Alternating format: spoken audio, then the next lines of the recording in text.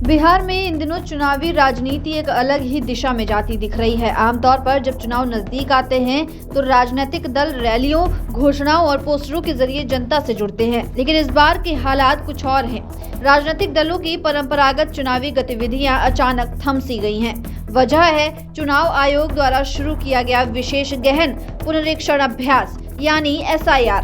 यह अभ्यास सिर्फ एक औपचारिक प्रक्रिया नहीं बल्कि राज्य की राजनीति के केंद्र में आ गया है। सभी राजनीतिक दल अपने अपने स्तर पर मतदाताओं तक पहुंचने के लिए जोर लगा रहे हैं। हर पार्टी अपने कार्यकर्ताओं को बूथ लेवल एजेंट यानी BLA के रूप में नियुक्त कर रही है और उन्हें दूर दराज के गाँवों तक भेजा जा रहा है। मकसद है लोगों की मदद करना, खासकर उन लोगों की जिनके पास जरूरी दस्तावेज नहीं है या जो फॉर्म भरने की प्रक्रिया से अनजान हैं।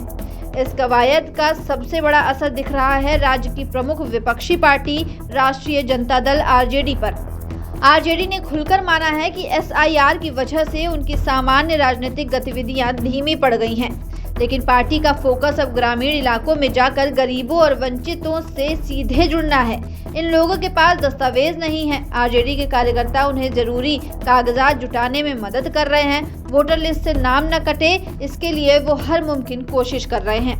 RJD के नेता दावा कर रहे हैं कि ये प्रक्रिया पार्टी को जनता की ओर भी करीब ला रही है, खासकर वे लोग जो अब तक राजनीतिक प्रक्रिया से दूर थे, अब पहली बार किसी पार्टी के साथ सीधे जुड़ रहे हैं। पार्टी विरोध के बजाय अब इस मौके को जनता के बीच विश्वास बढ़ाने में लगा रही है।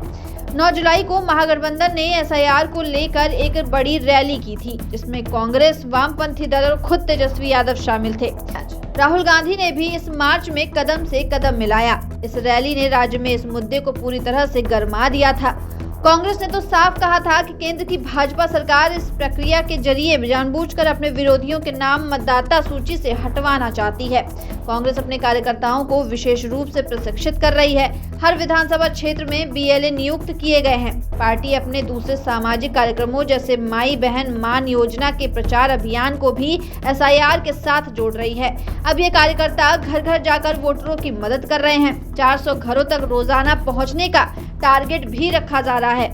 ओवैसी की पार्टी AIMIM भी इस प्रक्रिया में पीछे नहीं है। सीमांचल इलाके में जहां मुस्लिम आबादी ज्यादा है और SIR को लेकर ज्यादा डर है, वहां AIMIM ने अपनी उपस्थिति और मौजूदगी भी मजबूत कर ली है।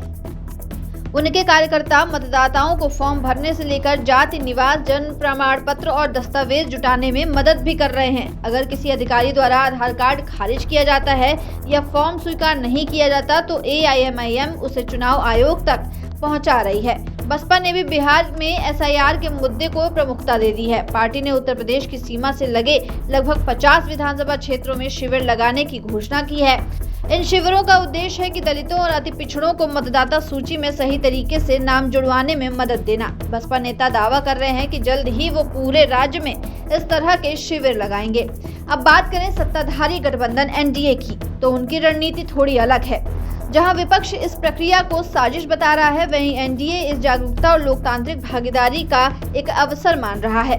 JDU ने 8 जुलाई को पूरे राज्य में साइकिल रैलियां निकाली, लोगों को ये बताने के लिए मतदाता के रूप में दोबारा पंजीकरण कितना जरूरी है। JDU के नेता दावा कर रहे हैं कि उनके कार्यकर्ता बूथ स्तर के अधिकारियों के साथ पूरी तरह समन्वय में हैं। विपक्ष द्वारा फैलाए जा रहे भ्रम को वे मिटा रहे हैं। उनका कहना है कि पहले गरीब और पिछड़े वर्ग के लोग डरे हुए थे कि कहीं उनका नाम लिस्ट से ना कट जाए, लेकिन अब माहौल बदल चुका है। दस्तावेज न होने के बावजूद उनका नाम मतदाता सूची में होना चाहिए, उनका फॉर्म स्वीकार किया जा रहा है। इस पूरे घटनाक्रम से एक बात तो साफ है कि SIR अब सिर्फ मतदाता सूची सुधारने की प्रक्रिया नहीं रह गया है, ये बिहार की सियासत का केंद्र भी बन चुका है। हर पार्टी इसे गंभीरता से ले रही है, क्योंकि सबको पता है कि 2025 के चुनाव में जितना अहम प्रचार होगा उतना ही अहम ये मतदाता सूची भी होगी। जो जितना वोटर से जुड़ेगा उतना ही वही सत्ता के और करीब होगा। ऐसे तमाम अपडेट्स के लिए बने रहिए दस्तक न्यूज़ 24 के साथ।